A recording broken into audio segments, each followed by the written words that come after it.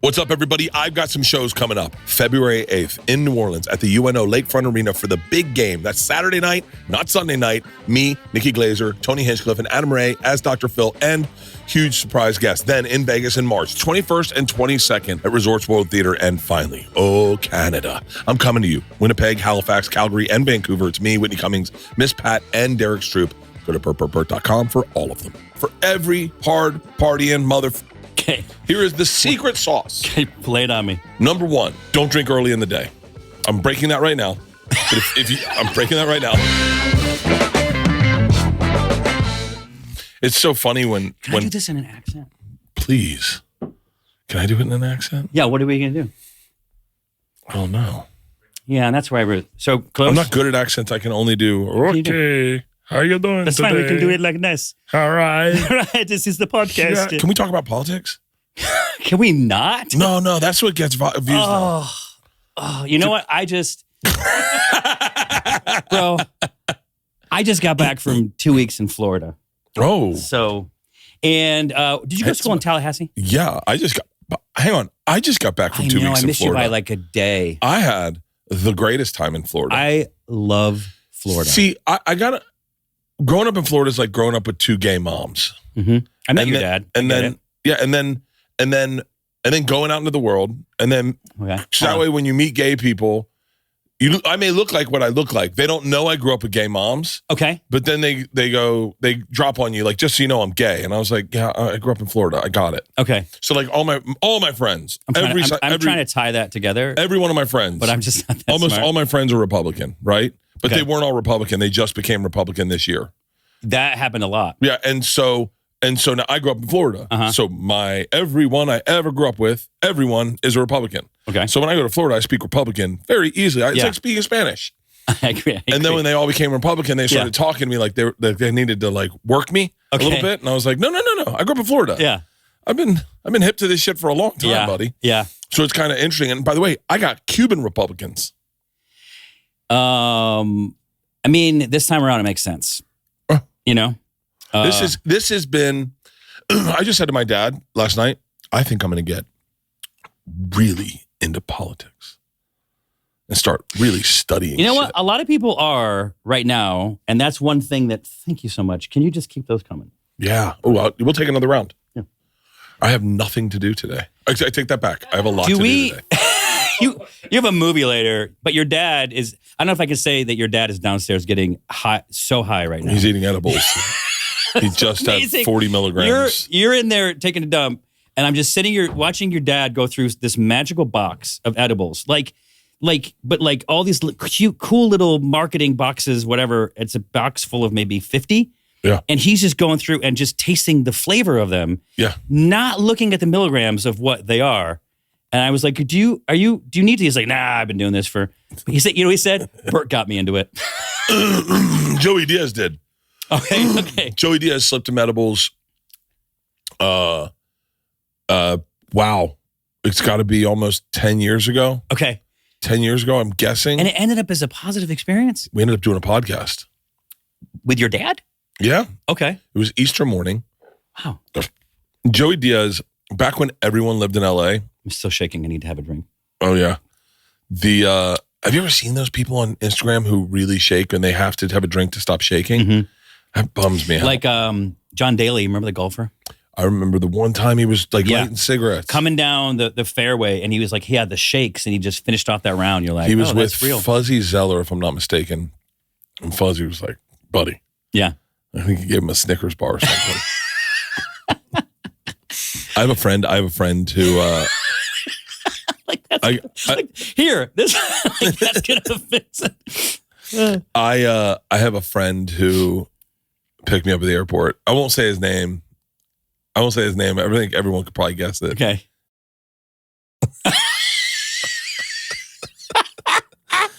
And he picked me up at the Tucson airport, and then he drove me to a hotel room. Okay. And he sat down. I really didn't know what was going on. We walked into the hotel room. We sat down at the table in the hotel room, and we proceeded to have a couple beers. Yeah. And I was like, okay. Like, I thought we were going to your house. He goes, we are. He goes, I'm just getting my nerves steady for the drive. Okay. So we had like 3 beers, and then he Okay. goes, "I'm good to drive now." In a hotel room? In a hotel room. There's bars. But all right, what am I? No, yeah. Okay, in all fairness, it very possibly could have been in the bar in the hotel room, which looked a lot like a hotel room, Roger. like just an extra hotel room Sure. that they turned into a bar. Okay. And he had a couple beers Still to amazing. steady his nerves for the drive home. Wow. And I was like, wow. I'm a canary in the mine kind of guy. Okay. So I look at canaries in the mine and go, all right, if that guy's still going.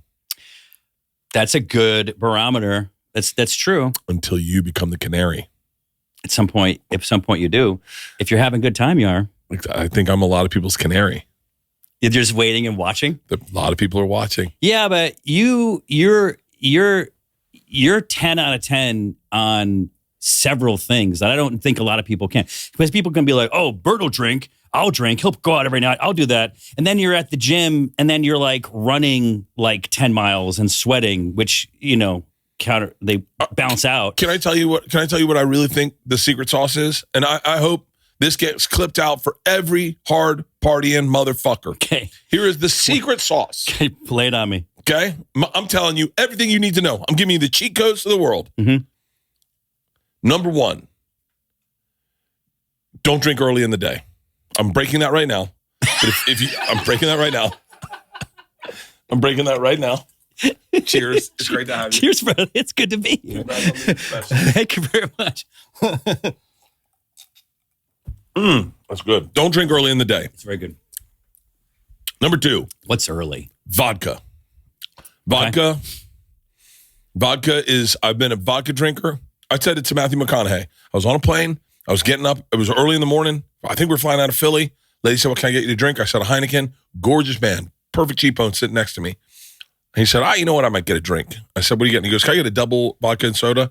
I said, "Interesting. Seems like an aggressive drink for the morning." And he was like, "Oh, it's in my contract." I was like, "In your contract?" He was like, "Yeah. His life contract? I'm a male model. Oh. That's all I'm allowed to drink. Doesn't bloat you. Keeps you healthy. No wrinkles." Okay. I went, "Take my Heineken back. I'll take a double vodka and soda." And that was the day. Number 3, 4 liquid deaths right before you go to sleep. Okay. 4 liquid deaths. These right here, 4 of them. This is 19 ounces. You need roughly 80 ounces of water right before you go to bed. How many times do you pee in the middle of the night? Once. I got a bladder like a camel. Yes, you do. I wake up at 8 o'clock and I pee. You don't pee in the middle of the night? Oh, not at all. Dude, that water goes into you and it works the poison out of your body and it's working. It's not even going, it's going, hey, we got a lot of shit to do before we get urinated. I know what's happening right now, but I'm hypnotized. I'm cleans you. You wake up, your heart rate's lower. It's steady and low through the entire night. And then when you wake up, you have to pay the piper and go to the gym. And you got to work hard and you got to break a sweat. Your lungs got to burn. You've got to feel it. Mm-hmm. You got to get on the treadmill. You got to do whatever you can. And I actually said to myself, I wouldn't mind sitting with a trainer and finding out a hangover workout, the thing that floods it out. Okay. Like I'll tell you bad exercises. You're a workout guy. Sometimes You've been working out longer and harder than I have, without a doubt. You were one of the first CrossFit guys I ever met. Yeah. You were into CrossFit very early. Yeah, I was. My back thanks me. Yeah. And my knees. Now you know what I am? A walker. Dude, I do 15,000 steps a day. And I'm telling you, I've not been as good of this shape as before. What is this? It's vodka. Fucking fantastic. It's working. I know, it's great. Great. It makes your dreams better. I'm excited. I had the fucking wildest dream last night. Hold on. Can I just share a dream with you real quick? I was walking through Asia, like Japan. Okay. And it was raining, but it was drizzling a little bit. And I had bags with me. And I heard a car full of Asian girls doing they were listening to Asian music, like Psy or whatever that guy's name is. And I was walking to their beat and they were watching me and they were like, "God, he's cute." And I was like, "I'm older, but whatever." And one of the girls said, "Can I take you to a party?" So I said, "Sure." So I got into an elevator and everyone, when we got in the elevator, everyone was stretching. And I was like, "What are we doing?" And they go, "Are you ready?" And they're like, "It's not going to be bad as they say." And then it went dark and devils attacked me. And I woke up screaming. went back to sleep immediately, and we were all chained up you in a re-entered the field. dream. I always re-enter dreams. Okay. I was in a field and I was locked up next to her and I had a gun on me and a cell phone. And it was almost like Squid Games where there was levels. So the people that had already been through our level, they were allowed to have cake and they were on the other side of the fence and the fence was really short, but we were chained up and I was at the very end. So I only had one arm chained up and I was like, and all the fucking guards were hot ass chicks in dominatrix outfits with spears that could electrocute you. And where does that, so make it make sense. What's happening right now? I have zero idea. Somebody could, but I don't know if I buy that. I don't really. That was the dream that kind of woke me up for the morning. So Yeah. the second time I woke up, I tried to go back to sleep and I couldn't get back into it. Yeah. I couldn't get back into it. Because by the way, as scary as it was pretty exciting too. It was, dude, I felt the devils attack me. Can I tell you what's crazy? Mm-hmm. I actually looked at my Whoop on my phone to see if my heart rate spiked, and it did. At that minute, my heart rate spiked to like 120 beats per minute in the middle of sleeping. The devils are Hollywood. That's what it is. I wouldn't be shocked. That's Hollywood coming to get you. This show is sponsored by Magic Spoon. Bro, Magic Spoon just launched a brand new high-protein granola that is phenomenal. It is packed with protein and it's so crunchy and sweet, perfect for breakfast or snacking. It is my go-to snack.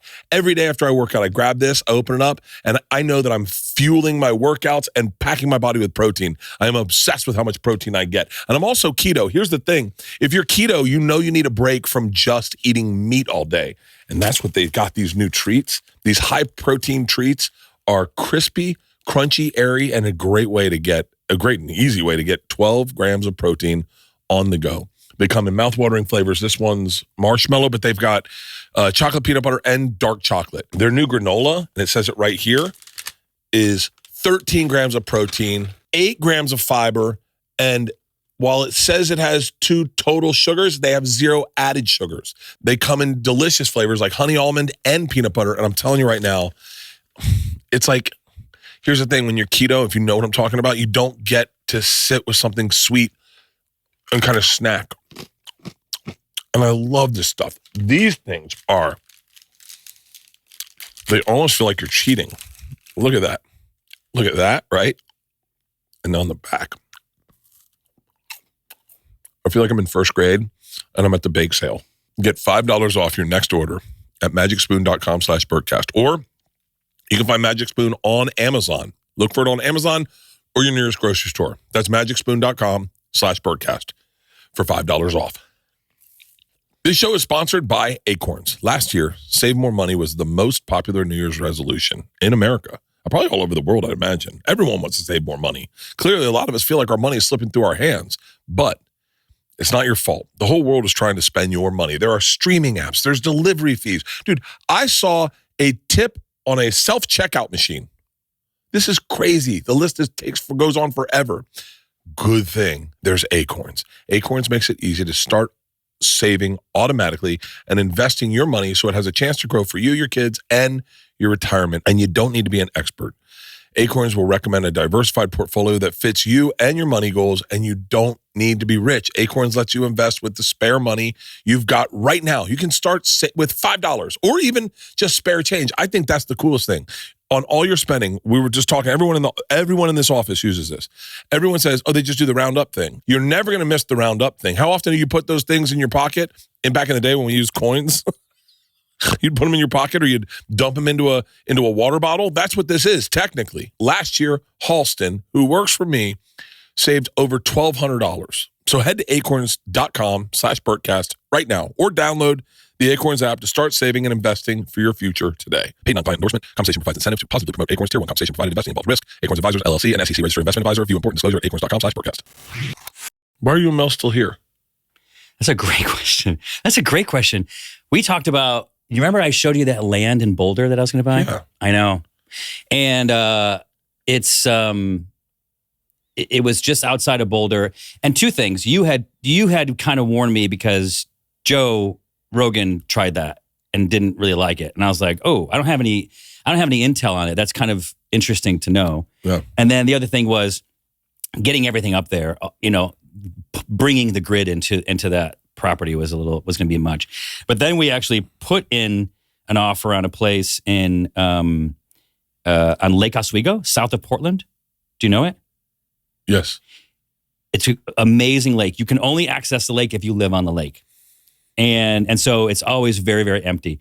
And so we had this house that was like 6,000 or 7,000 square feet. It's the top of this tub up here, and it had a funicular that went down to the water to a little boat. It's like a little gazebo that goes down this like elevator. Oh, so you can load stuff on it or people, and you just sit there, and it takes like 2 minutes, and it gets down to the lake, and then you have a little boathouse down there, and then you go back up, and whatever. So there was some things. It was an NBA player that had it. I never got who it was, but there was an NBA player that had this house. He had this house. Yeah.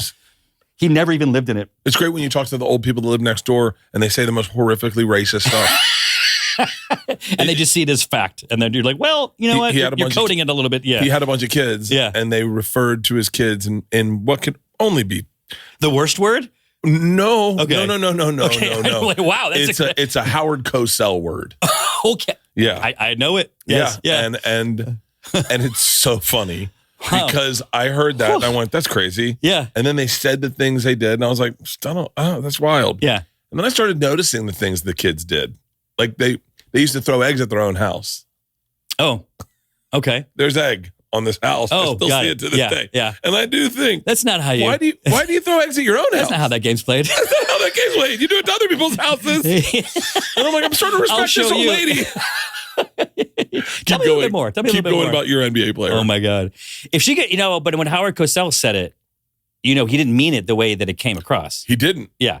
And by the way, I'm not going to get in on this, but that's what he called his kids. His grandkids. His grandkids. Yeah, exactly. Yeah. Look at these monkeys playing around. Mm-hmm. Look at the monkeys. Our dads had a saying when we would when we would get ready for prom. You talking about the guy downstairs? No, not my dad. My dad lived in North Tampa. Okay. So if we did something like for prom, we all went to South Tampa. So my parents were very seldomly would they make the drive out to South Tampa to watch us get dressed. He'd be like, no, I'm sure you looked good. And my parents were listening to this going, hold on one second. And so your parents listen to your podcast? No, they just got hearing aids. So yeah. Or they're listening to us right now because they're downstairs watching. Oh shit! I forgot it's broadcast. Yeah, we're broadcasting. I loved your dad. Yeah, he's great. Yeah, he's so cool. But like Benny Lazera had a saying, you can put a monkey in a tuxedo, but it's still a monkey. Mm-hmm. And I would often say that. And then the other day I was almost saying it, and I went, those are people of color. That's not. But it's a saying you would say. You can dress up a monkey, put him in a tuxedo. It's still a monkey. It's fine if you're just talking about a monkey. Or yeah. What? Just whatever. Just whatever. Just if it's like, yeah. There's certain things like I remember doing. Why do you have cigars here? I always have cigars. Do you smoke them in this room? Yeah, smoke. I'll do whatever I want. I'm a grown up. Are you allowed to smoke in here? Yeah, my wife didn't. I'll fucking tell her what the fucking deal is. She can't hear you right now. She can't hear me. She's not here. She just listens to my podcast. She doesn't listen. She's going to pick up Georgia. So wait, go back to your NBA player. Oh yeah. Anyway, so we're coming with a second round. There was a. Oh shit! Are we falling behind? No. Well, technically we are. You relax on those. I'll just put these here for when you're ready. I haven't even reached status quo yet. So what is this? My baseline. It is a pumpkin Moscow Mule with Porosos vodka. Oh wow! Thank you. I appreciate that you said it the way you said it. Is there pumpkin in it? There's pumpkin puree. There's pumpkin spice. There's ginger beer and the piece de resistance, Porosos vodka. This is very good. It's really tasty. Yeah. And you know what I like about a mixed drink? I like it when how quickly it works. It does work pretty quick. Okay, feeling it. Hold on. I want to get back to Portland.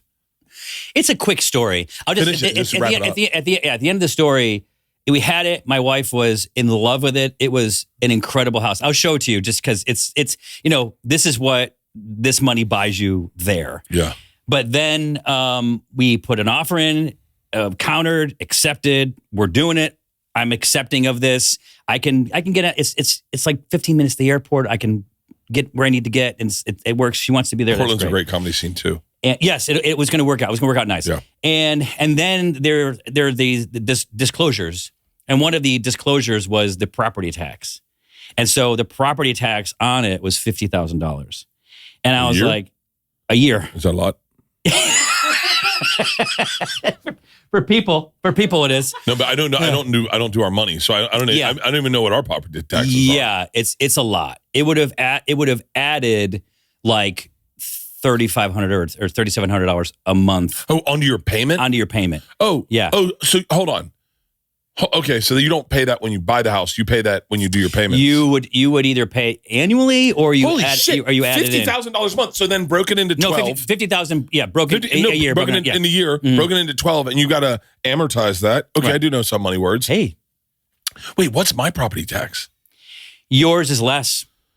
It is less. So 50,000 is like wildly expensive. Yours is probably because mine's 20. Yours is, I assume, in the ballpark of that. I would assume because it's what you bought the house at. And so wait, we have to pay. I should stop talking because everyone's going to realize just how stupid I am. But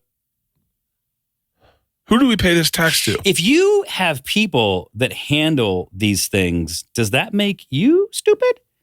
It's so funny. Because you are in the position where you are hiring people to do these things. Can I ask you an adjacent? Can I ask you an adjacent question? Yeah.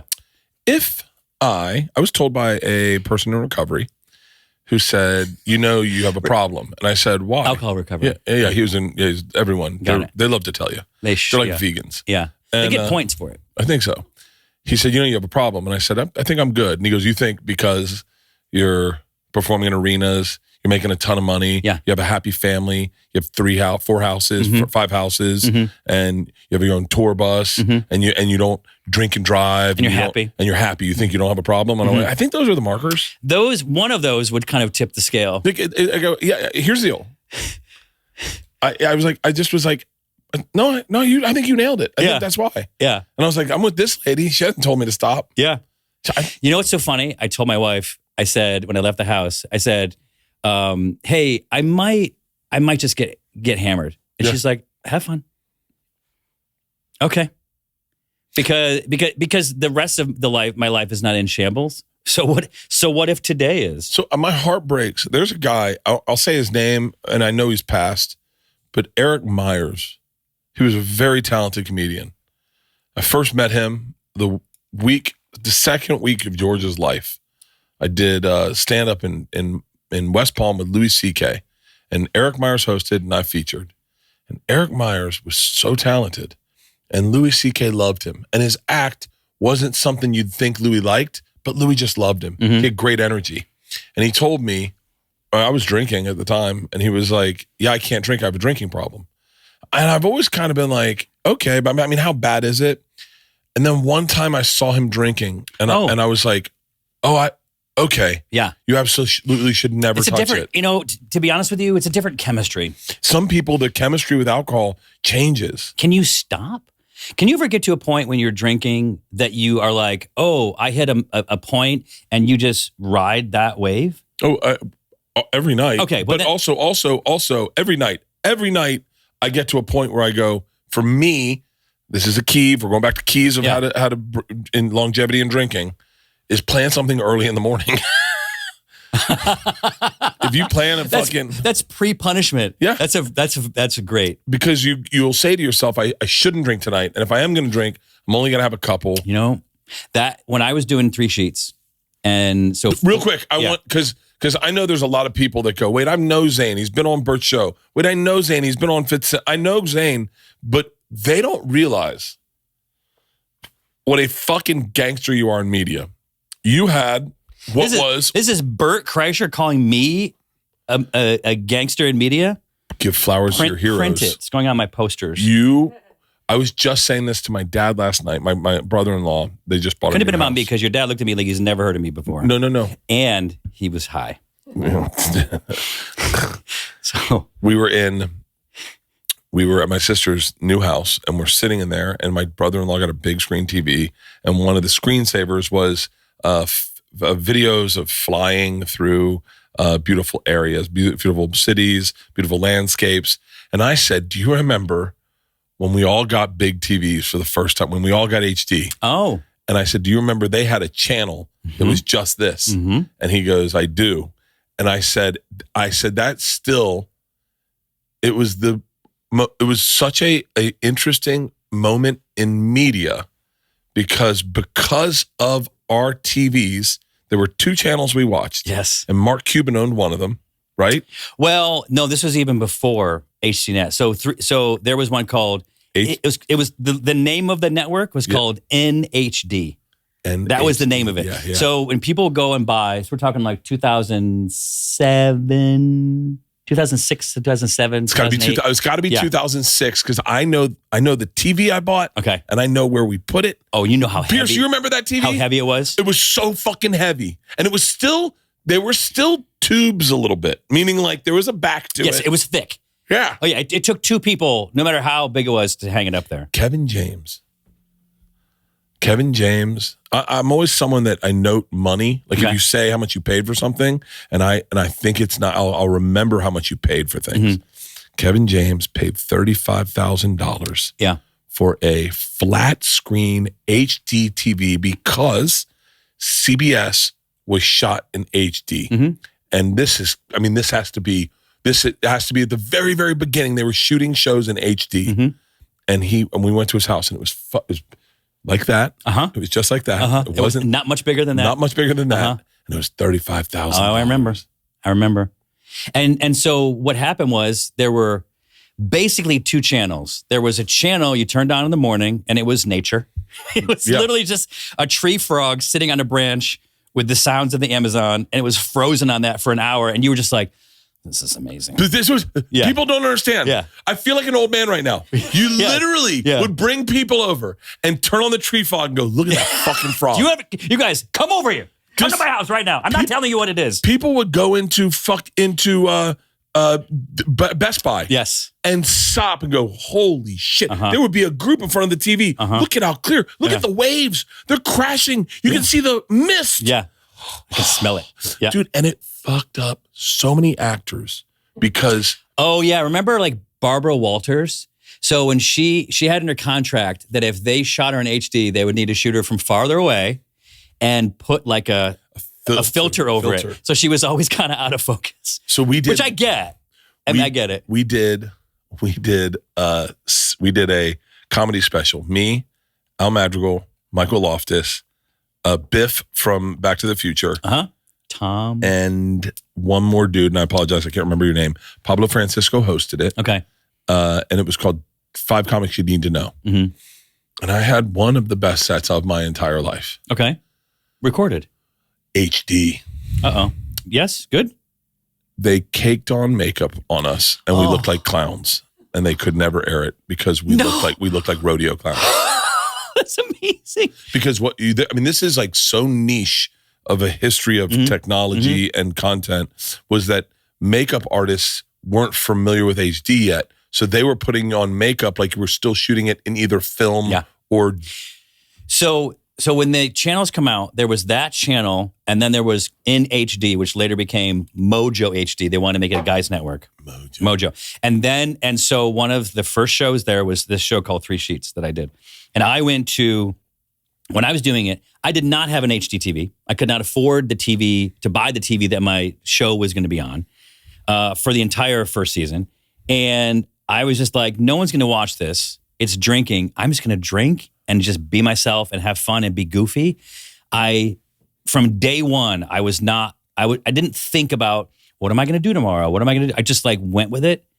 And that became the magic of it, was just me going out drinking and just being normal. So I don't know that there's ever been a show before or since where a guy just goes out there and drinks and then feels like it's okay to act a little silly. You know what I mean? There have been a couple. But about drinks. No, there's been one that I do remember that Sean Patton was on, where it was 2 guys going out and doing bars. And I know Dave Attell did Insomniac, but it wasn't about drinking. It was about the activities of the things around. Right. And here's the other thing. Your show didn't predate Insomniac, but it predated all the other ones that showed up. Dave and I were at the same time, and we talked about that. Because I think at one point, he only drank in the first season. I think so. Yeah. I think he quit drinking. But what's crazy about your show is that, and I could be completely wrong, but it was extremely underproduced, meaning there wasn't a producer going. There was one camera. Yeah. Can you imagine and that? it was you and the camera. Yeah. And you were talking to the camera. Yeah. And dare I say, and I know I'll get pushback from just about everyone, it was a little bit no reservations before no reservations. Okay. Can we just... because that's the show. Thank you so much for watching. That's it. That's all I need. That's what I was looking for. I mean, it's the truth. Anthony Bourdain had complete and total control. 0.0 is the name of his production company, and they brought him in. And Anthony Bourdain said, I don't want to hear from the network. Yeah. I don't want to hear from you guys. I want to go out in the field with my producer, who he ended up marrying, and I want to just make the show I want to make. And he would wildly waste their money. And I know this because I was at Travel Channel at the time. Right. He would wildly waste their money. One time, they did an episode where they went to Rio, and Anthony Bourdain spent, if I'm not mistaken, the majority of the trip trying to recreate the Duran Duran Rio shot of her name is a Rio and she. Yeah. And I was in the offices when they got the cut back, and they were screaming, he is a problem. He was doing, in essence, because I think Anthony was artistic, and he was genius, and he was brilliant, and I can almost guarantee he probably never saw your show, but he was doing what you were doing. I have. Well, maybe not before. Well, I have a Bourdain story, which is pretty good. Please tell it. This show is sponsored by BetterHelp. What do you want your 2025 story to be? Every January brings you 365 blank pages of a year waiting to be filled. In 2025, maybe you're ready for a plot twist. Maybe you're ready for a part of your story you want to be revised. Life isn't about resolutions that fade by the beginning of February. That's what happens to most people. It's about picking up the pen and becoming the author of your own life. Think of therapy as your editorial partner, helping you write new chapters and create meaningful stories you deserve to live. What do you want this year? Do you know what I said I wanted this year? I'm being dead serious. I said I wanted to learn how to fight with my wife. We don't fight in bad, but we don't fight in a resolution type thing. It's like, it's in a weird way, all of a sudden, if we have a disagreement about something, it turns into the same way about how we fight. And I said to her, and not when we were fighting, I said, we need to get in therapy as a team, to work out, just to get the tools to learn how to communicate better when we're disagreeing. And so that's what we're doing. And I will tell you right now, and I've said this before and I'll say this again, and I hope this doesn't sound horrible. I would not do that therapy if I had to drive to someone's office. I would absolutely not. I would just keep fighting with my wife that way for the rest of my life if I had to get in a car and go to therapy. But instead, it's online. BetterHelp is fully online, making therapy affordable and convenient. They serve over 5 million people worldwide. You can access a diverse network of more than 30,000 credentialed therapists with a wide range of specialties. You can also easily switch therapists at any time for no additional cost, and that's super important also. Write your story with BetterHelp. Visit betterhelp.com/Bert to get 10% off your first month. That's BetterHelp, HELP.com/Bert. This show is sponsored by Liquid IV. Whatever you do, come into your own way with extraordinary hydration from Liquid IV, powered by Live Hydra Science. Liquid IV helps you break the mold with flavors like their new hydration multiplier, sugar-free raspberry lemonade, a bright zero sugar flavor combining notes of ripe, freshly picked raspberries and citrusy, zesty lemons. Break the mold and you own your ritual. Just one stick into 16 ounces of, 16 ounces of water is better than 16 ounces of water alone. I'm telling you right now, I'm obsessed with hydration. You know that. I honestly, I credit my hydration levels to my sleep scores. I see them together. I kill a Liquid IV before bed. And right now, you know what I know? I'm going to get a great sleep score. So embrace your ritual with extraordinary hydration from Liquid IV. Get 20% off your first order of Liquid IV when you go to liquidiv.com and use code BERT at checkout. That's 20% off your first order when you shop Better Hydration today using promo code BERT at liquidiv.com. So here's what happened. I was doing 3 sheets, and it just, the demeanor of the show and everything, and I give a lot of credit to Mike Kelly, who's the the creative genius behind putting it together, just writing pull up it. 3 sheets. Pull up like a 3-sheet something. Just I don't need the audio. I just want to see again what it looks like. Keep going. I'm so sorry. 3 sheets, big wieners. 3 sheets. No, do not write that. And so Look at how young you are. there's makeup. So the first, you can press any of these. I'll tell you a quick story about this. So I called up, this is the very first episode. No, this is, I have the flu here. This is in Wales. This is the second episode. I got sick when we were in Ireland, which was the first episode. And, oh no, this is Ireland. I'm sorry. That shot which you just saw this is shot in Wales. That's in Wales. But this is what is it? Oh, it's seeing that they had the flu. Okay, let me explain. I tried to get the rights to 3 sheets, and I didn't know who owned it. It might be Paramount, and I might be killing myself for saying this. And so I reached out to them and said, I want to revive 3 sheets. Can we talk about me buying the rights? And they said, no. Just no. And can I just say that is the silliest thing you guys are doing is allow us to buy back our shit. They were like, no. Because you're not promoting it. I said, you're not. Bert Conquer is Trip Flip. Yeah. I can make such great content out of that. Yeah. Or at least pair with me. Yeah. Pair with me and let me work on something with you where I own something. I mean, so silly. And so I was like, okay. The production company that made 3 sheets went out of business. The owner passed away. They shut down. The network went off the air.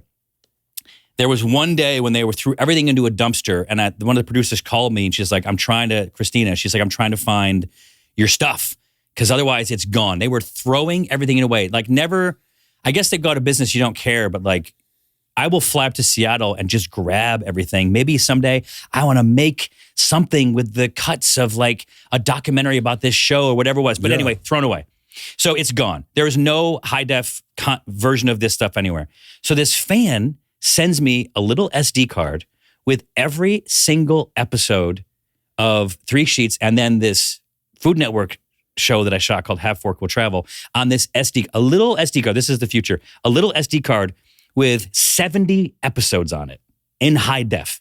I'm the only person that has these. Wow. So then I said, what I'm going to do is I want to put them on. So this is during COVID. I want to put them online, but what I'll do is I'll do pop-ups and information so that if they see it, whoever owns it, if they even know who they are, doesn't sue me. So that's why there's pop-ups of information. Like when it has the flu, that was me, I wrote that. This is on YouTube. And no one said anything. So I just said, fuck it. I put everything on YouTube. So I put every episode up there. If someone tells me to take it down, I take it down. Until then, it's all up there. What's great is they tell you to take it down. At least you know who wants you to take it down. And then you go, hey, can we now have a conversation? This is a good conversation about a show because, this was, I mean, like people don't understand. This honestly, really honestly, was shot like a vlog, was shot like a... Yeah, it was. I mean, it was underproduced in a brilliant way. And that, this guy was not cast to sit next to you. He happened to be there. Mm-hmm. He is not camera friendly. He is... Yeah. I mean, I remember look at this. You're buying drugs in Jamaica. You can't prove any of this stuff. But it was such a fun show, and there was nothing like it. And here's the fucking catch. It was shot on HD. Mm-hmm. So it was on HD. If you went out and bought an HD TV, this was one of you wanted to actually watch something in HD, you can either watch a tree frog or you can watch me, or both. Go back and forth. I don't care. I have nothing against the frog. Yeah. But people started doing that. And so when I'm on tour right now doing my stand-up, this is something I like, and you can probably understand this. In the beginning, the first year, which you and I talked back then in 2021. So I started doing my stand-up at breweries. But hold on, I want to give you flowers again. Yeah. You, no slight to anyone who's getting into stand-up today, who is a celebrity and now gets into stand-up. No slight to anyone choosing to get into stand-up. I know that there's a lot of drama about, there's so many fucking stand-ups, it's overfilled. I don't see it that way. I think stand-up is really fun. I really enjoy it. I really enjoy writing jokes. I really enjoy it. And I think everyone should enjoy it the same way everyone learns how to play the guitar. And maybe everyone starts a band. And maybe you do fucking shows on the weekend. I think it's fun as fucking shit. I love it. It's my passion. But you started stand-up kind of before social media was a huge thing. And you started doing brewery tours almost like outside the industry. I still am, yeah. No, but you still are. Yeah. But you started it way before. Your buddy Steve, right? Steve who lives in Virginia. Yeah. Who's now sober. That's right. Where are you getting your intel? Continue. You're right. I know 2 people who are friends with Steve. Okay. You do? Yeah, I took him on Trip Flip. Oh, that's wild. I just did a tour of stand-up through Florida, and you came up so much. Really? And I think this is the most amazing thing. Like, so many people have asked me for your phone number. Well, you know, it's so funny. You know what's crazy about Florida? Oh my God. Is like I love Florida. I really. What's his number? If and when shit goes sideways for me, like, you know, I beat up Leanne, or I get a DUI, kill a child, have sex with a dog, whatever it is, you know. Those are all not equal, but continue. I can still move to Florida and I'll get love. They would be, you would be, you know, you were, all of your sins are washed away. Florida really is home. And what's wild about Florida is, you know, I was just homecoming, whatever. Like 2 weeks ago or something, a week ago. Yeah. And Florida is such a small town, ultimately, that as I'm walking through the parking lot, people are stopping me. And Pete, my assistant, always is like, keep it moving, get a picture. And people always, when they, you know, they'll be like, hey, my brother knows you. All right. And usually in life, you're like, really? And they're like, yeah, he's a comedian. He's from Wisconsin. I think he opened for you once. And you're like, yeah. In Florida, the second I got into the parking lot, this little girl goes, hey, you know my dad? And I go, really? She goes, Clint Brady. And I went, hold on. You're Clint Brady's kid? Yeah. I go, Clint Brady shouldn't have this much of an attractive daughter. Then I take another 2 steps, and this kid goes, you know my uncle? I said, who's your uncle? He goes, Mike Minner. And I go, hold on, bitch, who's your dad? And he goes, Chuck Minner. I go, I know your fucking dad. And he goes, he's right there. Would you like to say hi to him? And I was like, and he goes, you know my dad? And I'm like, bitch, I know your grandfather. Like, I know your aunt. I know your other uncle. I met your mom. I know everyone in your fucking family. Yeah. And so it's crazy, but like in Florida, if someone says they know me, they actually do. Yeah, it's a good chance. They Exactly. Do. Yeah, exactly. I'll say the Bourdain thing. So I did 3 sheets. It was well received, which was great because it was me. Like, I just got to be authentic. And this is the one thing when people meet me and like, is Bert really the way that he is? I'm like, yes, Bert. What's great about Bert, and I think what is sort of a reason for your success too, is that you just are who you are and you're never pulling back from that. Whereas some people, you know, they're like, hold on, I got to get in my show space, my head space, or whatever it is. Like, you're just like, no, I'm just walking out there. I'm me, and on stage, I'm me off stage. And so Food Network they're like, we love 3 sheets. We respect this obscure channel that it's on. But can you guys, the production company, can you create one for us? And so this guy at the network was a fan of 3 sheets who was running Food Network at the time. And so then I just hit normal from the alcohol. Thank you. Now I feel like myself. This is great. Good. Yeah, I felt a little off when I walked in. And so he was like, we want 3 sheets for food. They called it Have Fork Will Travel. I thought it was a bad name, but who am I to say, you know, whatever. And so I went and did it. And they said, we want the same thing. Now, the catch with 3 sheets is the deal was that I don't want to know what I'm walking into. And there was a reason for that. I wasn't lazy. It's not that I didn't want to do my research, but I didn't want to be like, you know, where Bourdain knows everything. And when someone starts to explain it, he kind of interrupts and takes over and whatever. And that's fine because he's an expert. But I want to learn. And if someone brings up a piece of information about this alcohol, I want to go like, hold on, time out. What is that? You said infusion. What does that even mean? So I want to kind of be in that space and let that person answer it. So you still did that on your, if I'm not mistaken, you're the reason I know Tito's. I've heard a guy talk about Tito's, but you did a watermelon infusion with Tito. I hung out with Bert Beverage. Do you know who that is? Yeah. Yes, okay. Have you met him? He's my competition. Yeah, well, he is now. Are we on number 2? Yeah. Here we go. With Porosos vodka, Texas made. It's the number 2 Texan vodka. This isn't, because I can taste a little bit of it. It's not corn-based, obviously. Is it wheat? You know, I don't get into the details about that, Zane.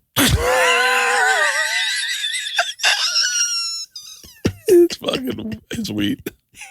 It's triple distilled. You know what? I read it on the bottle.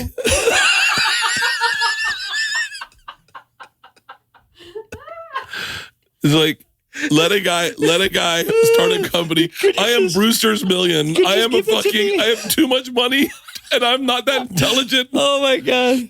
I can't believe you just sponsored my podcast for a year. I can't believe that I feel like sometimes I started a vodka. I think I'm the only one drinking it. Tom doesn't drink it. I'm the only one drinking it. I think I'm going to drink all the bottles we made. And at one point they're going to go, Bert, would you like to do more vodka? Oh, I saw you at Costco buying it. Oh, I bought a lot at Costco. I bought it for people in Costco. I bought it. I gave people $20 and was like, we're moderately priced vodka. So good. And I'd put a bottle in their thing and give them cash and go buy my vodka. It's about story. That's a whole other can of worms. But if we at some point circle back to my rum brand, which is a story I should not tell, but if I finish this, I'll tell it. So the 3 sheets. I watched you with Bert. Right. So yes, we basically built Tito's. Let's just acknowledge that and move on. So Food Network, this is how my brain works. So I appreciate that your podcast is working along with my brain. But Food Network wanted to show like 3 sheets. Half Fork Will Travel. They had me go in there. And so I was like, don't tell me too much about the scene I'm going into. I want to learn so that the questions I have are probably the questions that the viewer has. That was my reasoning. And so I went in and did it. And it was a lot of fun. There was drinking in it. We had a great time. And there was one time we went to Provence, France. We were in Marseille shooting an episode of Half Fork Will Travel down there. And I was going to go to these guys, a gay couple. They owned like a manor house, whatever you call it. And they did cooking classes. And so we got there at 1 p.m. and we were eating and drinking and we left there at like 2 a.m. But we shot the whole thing. And so the way that it was shot together, it was like, the guy was like, I remember he was like saying, like, you have to put a little bit like a tonton. I was like, is it tonton or tonton? He's like, it's a tonton. And so we're like kind of and then when he poured, I go, tonton, tonton. And so we had, you're hanging out drinking with someone for 12 hours. You have a rapport, a familiarity with them. And so when it came out, I just thought it looked like people having fun. When I think it was the Chicago Tribune or something like that, interviewed Bourdain and said, what do you think about this new show? Now, the catch is that my show filled the slot that he left empty. So I was like right after like Bobby Flay or something like that. And I don't know if this had anything to do with it. He said, unwatchable. It's about a guy who goes around making fun of people. And I watched an episode in France where he was just making fun of these guys, whatever it is. And then that was it. And so I reached out to him. Oh, no. Okay, I didn't. I saw the article when I was in Hawaii shooting another episode of Half Fork Will Travel.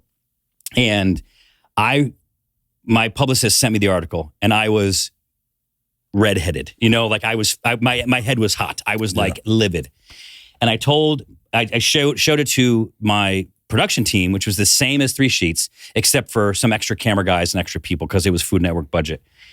And they said, well, he's here on the island, but we're not going to tell you where he is. I'm like, do you know where he is? And they're like, yeah.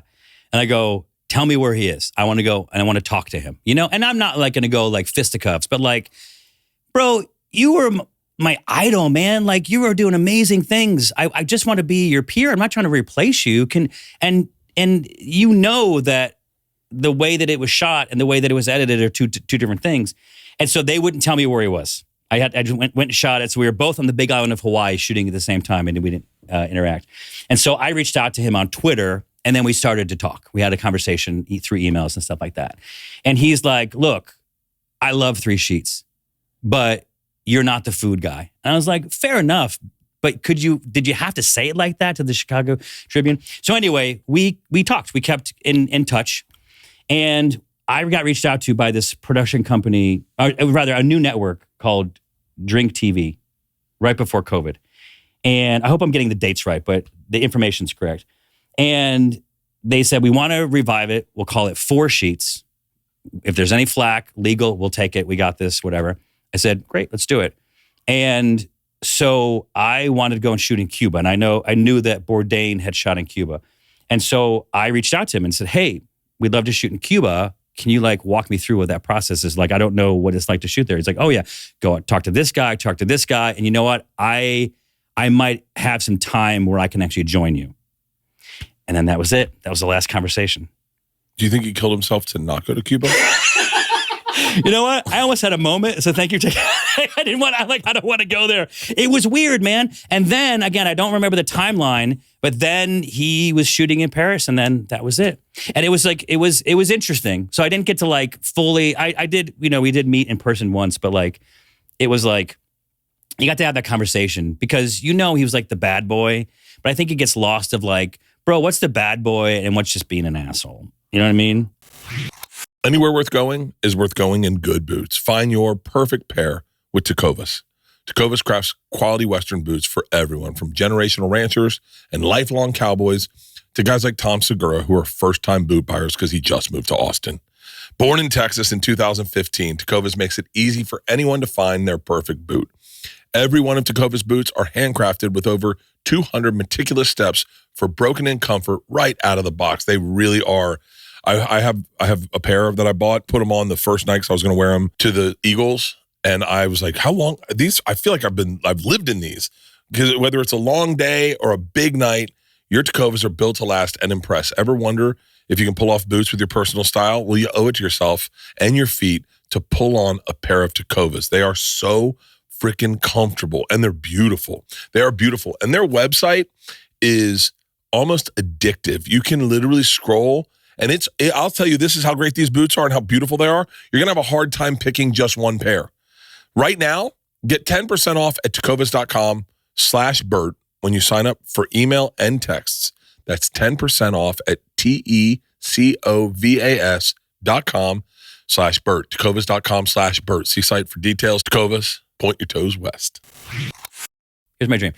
I love when you list accolades, and I would like at some point those things to fall away and comedian to be at the top of the list.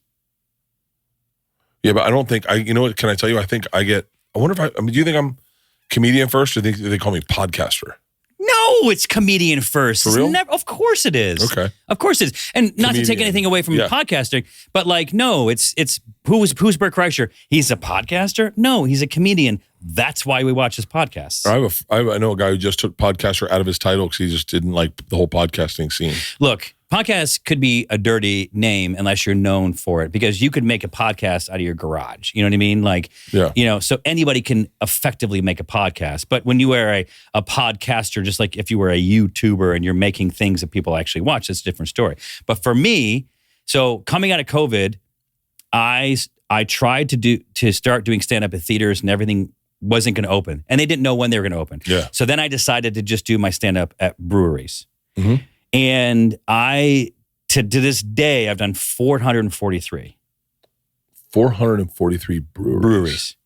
God damn it. And what's interesting about that is, as opposed to like... Holy shit, hold on. Let me break that down. It's like 140 a year. Okay. And you figure there's 346 days in a year. Mm-hmm. By the way, at least. At least. Yeah. There's at least 300 days a year.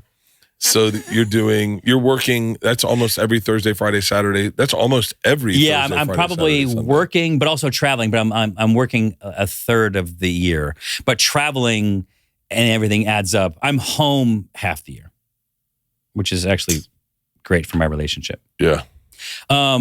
So, I'm out there doing it. What I do is I did my hour, and the first hour I did like stories about 3 sheets and drinking made easy because I just had them, mm-hmm. and I needed to get them out and done. Mm-hmm. But I don't want people to think like, oh, he's a guy and goes and talks about band camp. He talks about, the glory days, whatever it is. Those are just stories I needed to get out. This is by design. Then the next year I went out and I had probably half of my set was that.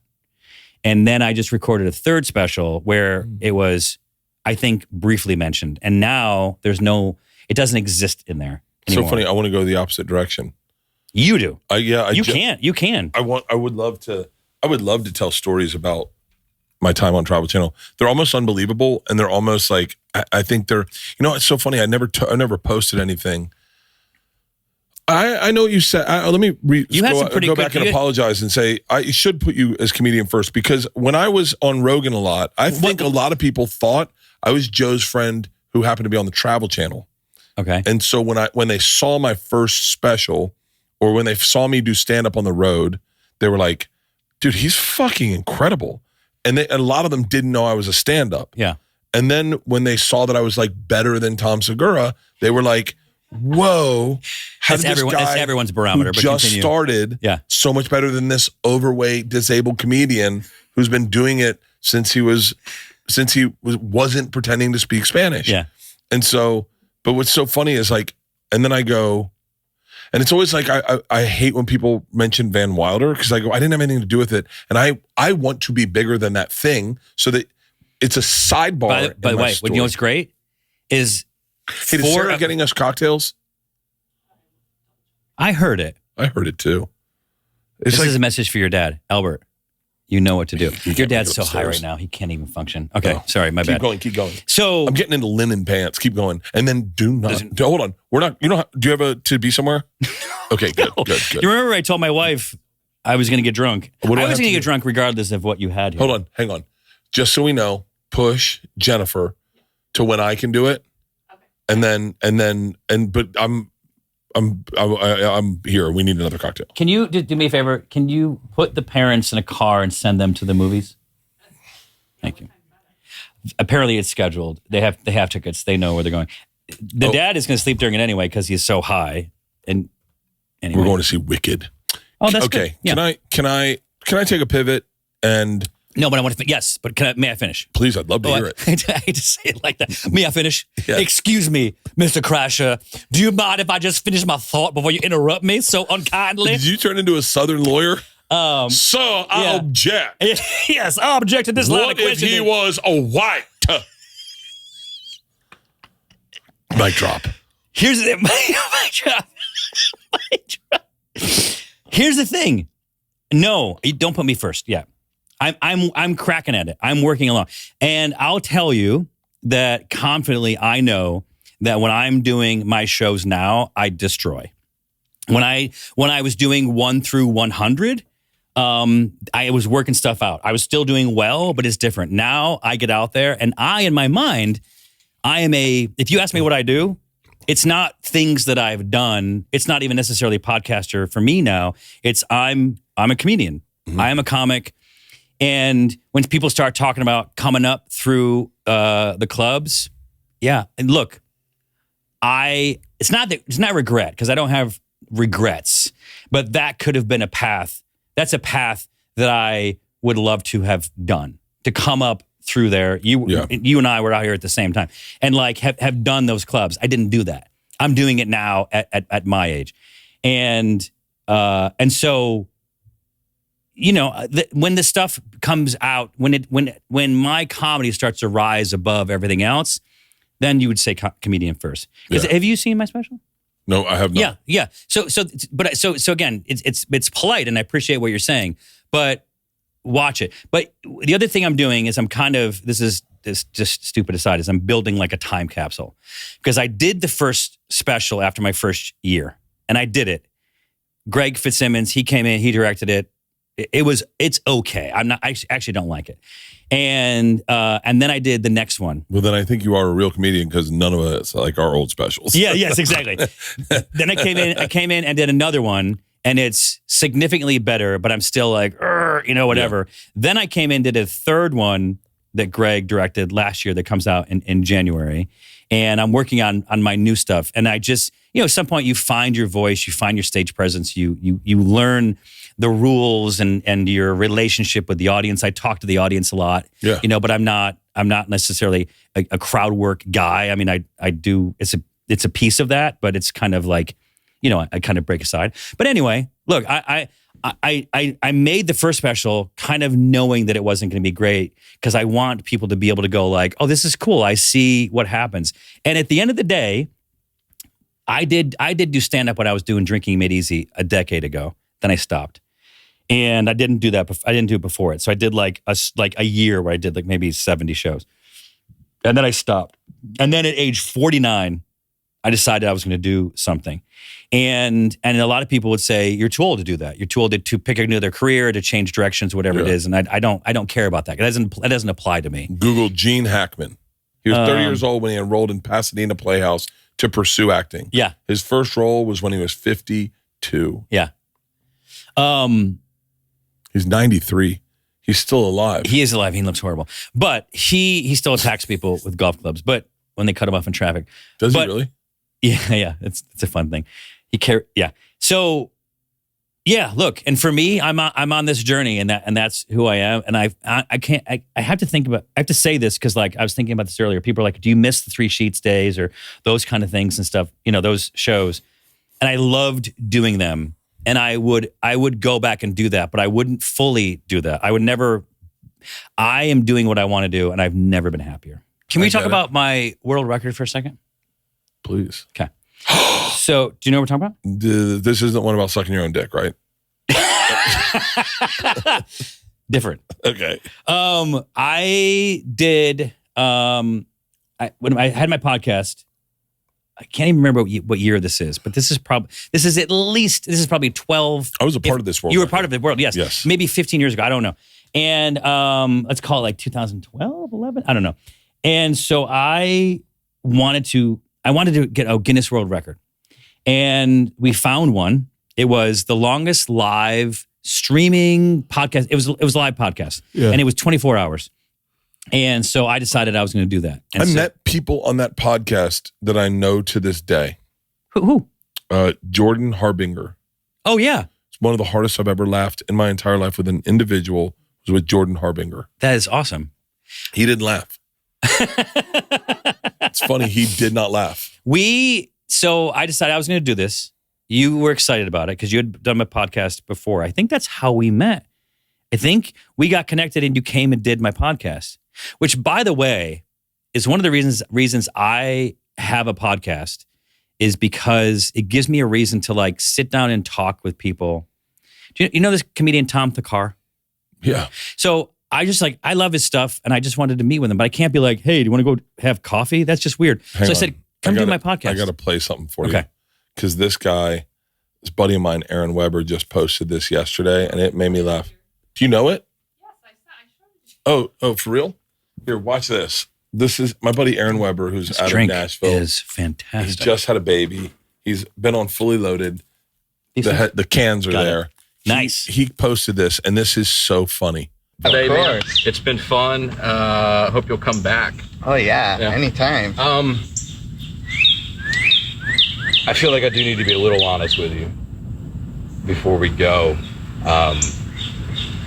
I don't have a podcast, and this is not a podcast that we've been doing. I think I just wanted to talk with you and just kind of hang out, and I didn't know how to initiate that outside of the context of a podcast. So I pretended that I had a podcast when in reality we've just been two men hanging out getting to know each other. Yeah, we've been talking for 2 hours. And it's been a good 2 hours for me. I got to know you a little bit better, and I appreciate you coming. That's my favorite part. You know what I mean? What? About that ad read. Can I ask you a question? If I had invited you over for 2 hours to just talk, would you have come over? No. Actually, these microphones aren't even plugged into anything. These are fake. So, you got anything you want to plug? It's so funny. That's so good. When I watched that, I went, "Oh yeah, God. I could never say to Danny Trejo, yeah, I would love to talk to you for like an hour. Yeah, just me and you. Yeah, he'd be like, why? Yeah, but you do a podcast and you get to talk to people. That's it. Because it's like what? Yeah, because they're like, what's the pretext? What do you pretend? What are you trying to? Yeah, what's your objective? It's like, no, I just want to talk. Like, are you trying to sell me something? No, I just want to meet you. Yeah. And so having the podcast, because I stopped it for a while because I was gone, but then I was like, I'm going to do it. Because now if I find somebody, like, I'll literally see this comedian and like, oh, hey, come do my podcast. And so now it's like, I know Tom DeCar. I got drunk with Tom DeCar at a bar. I think most people have got drunk with Tom DeCar. He used to open for Nikki Glaser, and I thought he was cool as shit. He is really funny. It was great. But again, we recorded it yesterday, but we got to just sit there and have this conversation. It was like, how else would you do this? And so now you're just like, now we know each other. We see each other around, whatever. And like probably a pretty significant amount of my friends are friends because they've done my podcast. And by the way, under sort of the pretense of that, just come over and have a conversation, not like, oh, help me like juice my numbers or whatever. So anyway, I wanted to break the record, and so I did it. And you came on, and then you came back. I think you brought coffee for everyone to share. Can I tell you? If it wasn't you, I want to think that it was you. Can I tell you my at like only 4 a.m? Can I tell you my only regret from that day? Recollection of that, and I just had it. 5 minutes ago. Yeah. Do you remember that? We got up. I was smoking a cigar, or we were drinking. Oh yeah. We were drinking IPAs, and it was like early in the morning, and whoever came on next was like, "Who the fuck talked into this microphone? Smells like shit." And you're like, "It was Bert." And now sometimes I'll smell the microphone and go, "God damn it, man! I just fucking that's me. I spit in it. I was here. I spit in it. Oh, that's the worst when you get a microphone that smells like the breath of the person before you. Are you anointing? What was that? Was it you? I was just burping. Oh. But anyway, I just want to say, and that's a chapter in my book, just kind of talking about that. Yeah. Now, in the end, I had a team there, and the main guy who was supposed to be turning it into Guinness, like didn't do something. He didn't. You needed to turn in a recording. We had an attorney there. We had witnesses that they weren't allowed to interact with, all these rules, and we did it. And then the guy at the end who was supposed to turn the whole thing in to give me like that Guinness plaque, that's all I wanted was a Guinness plaque, didn't actually do it. So I did set the record, but I didn't get the... I wonder if the record's been broken by now. It has. It's like 39 hours. It is completely out of there. I wouldn't mind breaking a world record. I also had a record for sabering the most bottles of champagne in a minute. And I did it at the Super Bowl. I did have a show with Mark Cuban's channel HDNet. Yeah. And he wanted to do some big thing at the Super Bowl. And the cool thing about Mark is that, have you ever met Mark? I don't think so. He's just what you want him to be. Same as you. Yeah. What you want him to be. He's completely normal. We've gotten drunk together. We've just had normal conversations. And he's like, I want you to come to the Super Bowl. This is when it was in Dallas. But like, what can we do? I was like, let me break the record for champagne sabering. I looked it up. It was like 29. I'm like, I think I can do this. And in a minute? In a minute. Pick it up with a sword and you kind of like whatever. And so, we did it. And it was amazing. It was so much fun. But interesting thing about it is that the reason you can saber it is because the bottle becomes cold and brittle. And this year in Dallas, they had a snowstorm the day of the Super Bowl. Do you remember that? Wait, the Super Bowl wasn't in Dallas this year. No. This was years ago. I was like, that's so funny. I barely listen usually, but I heard that, and I was like, wait, I was at the Super Bowl. Is that my camera? Yeah. And anyway, so it was like freezing out. Yeah. And I was wearing like ski gloves that I had to buy and sabering it. So the bottles were so brittle that they were opening so much easier. Really? So there's a guy in France that I was beating, and he had done it in the summer in France, and his bottles, outside were warmer. And so I'm boring myself with this story. Jesus. So the book comes out in a year? Yeah, it's called Glass Half Full, because I just like to approach everything with a sense of optimism. I like the branding of it, Glass Half Full. Yeah, I'm a glass half full motherfucker. You are. Hardcore. You are. Unless I'm talking about myself. Really? I get kind of punitive with myself at times. Like I'll beat myself up about things. I think that's natural. I don't think so. I know there's a lot of people that I know in my business who think they're the greatest thing that ever was made. And I wish I had that. Oh, no. I almost look up to them. Okay. But that's not what it's about. Here's what it's about. You come up with an idea and you're like, I'm going to do this. I'm going to do this fully loaded tour. I'm going to do this, whatever you decide you're going to do. Yeah. And you have people that are like, oh, that's a little ambitious. And you're like, no, I'm going to make it happen. Yeah. That's the glass half full. It's It's when someone tells you can't do something and you're like, I think it can be done. I think I'm a glass half stupid. No. Where I go, I'm just dumb enough to think I can do this. I'm not going to let you do that. And then I go, I do it. and I don't think, I go, no, yeah, you can do that, right? And everyone's like, I don't know, can you? And I was like, yeah, let's do it. There you go. That's it. By the way, that's glass half full. And I've gotten criticized for it. People are like, "Oh, you're too much of an optimist." And it's like, what's the opposite of that? Yeah, I'm halfway done. If I'm lucky, I'm halfway done with my life right now, right? And my dad died. I'm 52. How old are you? I think we're 52. Yeah. And so my dad died when he was 51. He got a brain tumor when he was 50, and then died when 51. Yeah, I know. Happen. And I know. And I just tried to, he was he had an elevator company, and he was a worker, like he was just an office guy, and he worked his butt off. And I just did he have enough fun and, whatever. And so what I do every year is I do and by the way, at some point, if you have to go someplace, you can just leave and I'll just keep talking. I don't mind. I won't be offended by it. But I do a water fast. So water only. So I drink only water. So from January 1st, 2nd, 3rd, and 4th, I don't eat any food for 4 days. And I just drink water. Really? And I've done that with booze. It's the same principle.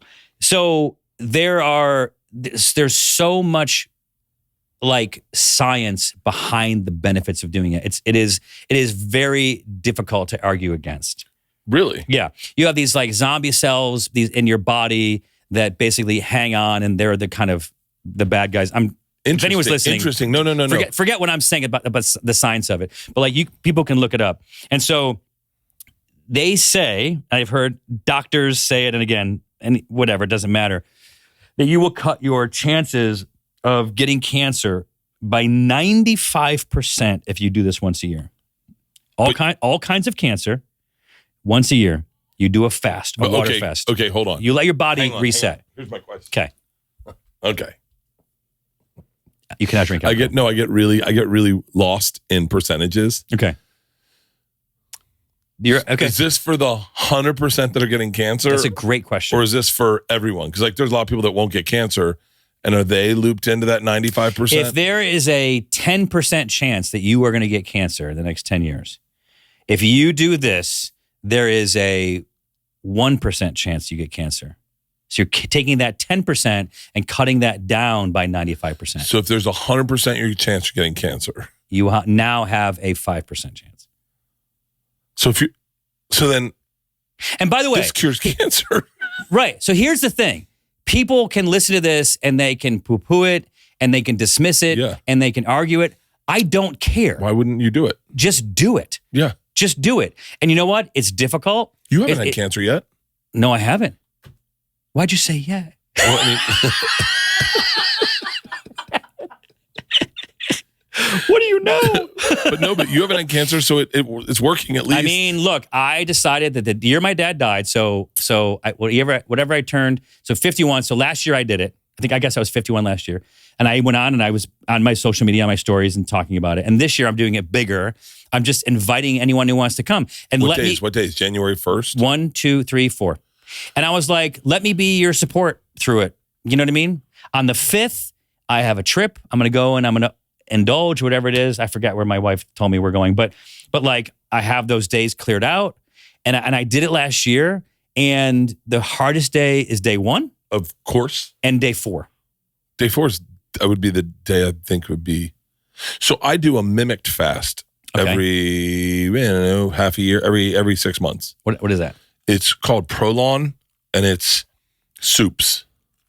Yeah, my wife and I did that. I loved it. Yeah. I love it. And you lose a bunch of weight, you lose a bunch of inflammation. Mm-hmm. Yes. It's crazy. Your body just shrinks. But for me, on day 5, I start going. And I always do it, I always pony it up to a trip. And so I end up drinking evening, day 5. Okay. But I always sit there going, God damn it, I have no anxiety. Yeah. I have no anxiety. And by the way, this is 96 hours. So you can break it down into hourly too. You just got through an hour. Good job. You got 95 left. I could do that. Hold on. If I just do hours, I could do it. Yeah.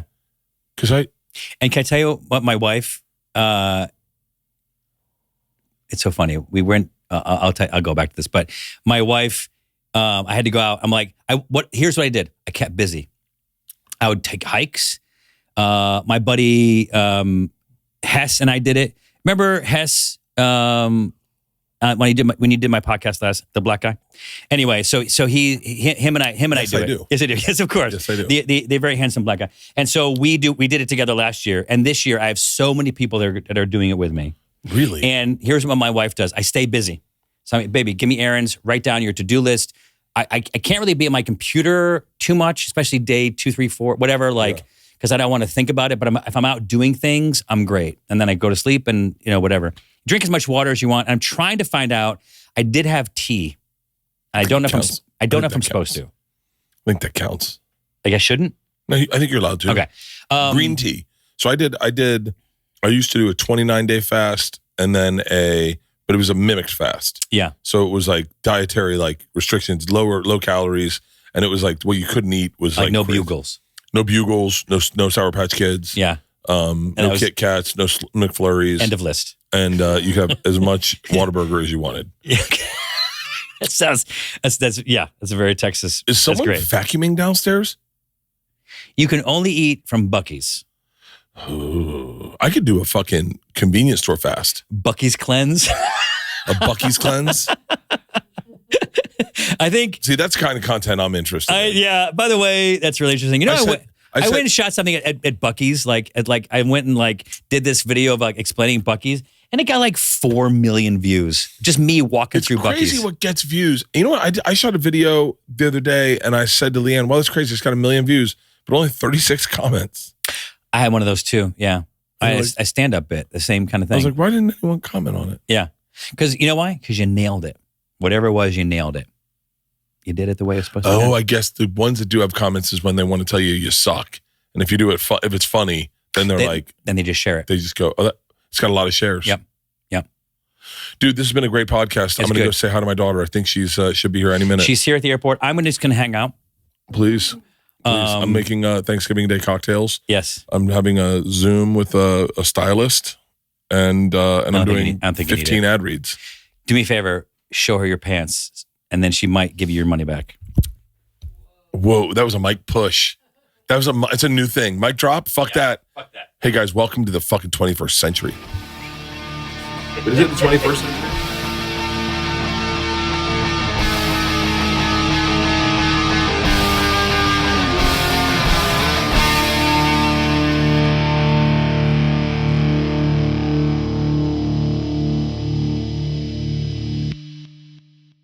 This episode was brought to you by The Machine.